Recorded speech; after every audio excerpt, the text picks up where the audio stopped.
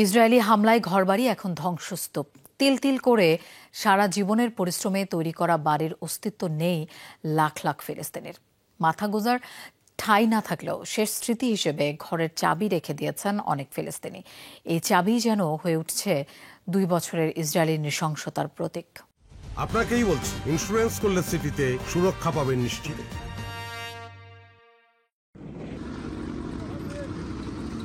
বাড়িঘর বলতে রয়ে গেছে শুধুই ধ্বংসস্তূপ। এদিক ওদিক ছড়িয়ে পড়ে আছে ইট পাথর।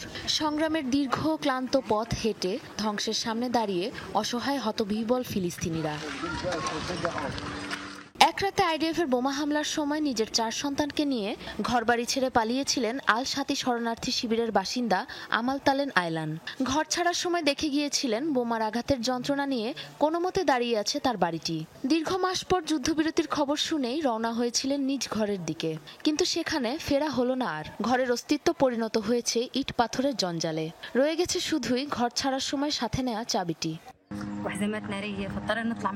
যখনই আমি এখানে আসি কষ্টে আমার রুহ বের হয়ে আসে। এ বাড়িতে আমার জীবন কেটেছে, আমার ছেলে মেয়েরা বড় হয়েছে।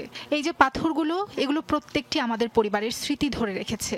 এখন আর কিছুই নেই, সব হারিয়ে নিঃস্ব হয়ে পথে বাস করছি আমরা।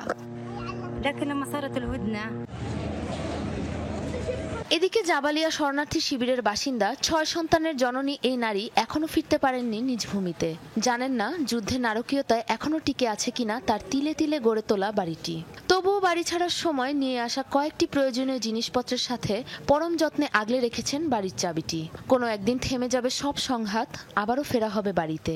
এই আশাতেই চাবিটি নিয়ে এখনো নিজের কাছে রেখে দিয়েছেন তিনি। জানি না আমাদের বাড়িটি আর আছে কিনা, আছে শুধু এই চাবিটি। এটা আমার জীবন, আমার ও আমার সন্তানদের ভবিষ্যৎ। আমি আমার সর্বস্ব দিয়েছিলাম দালানটিকে নিজের বাড়ি বানিয়ে তুলতে।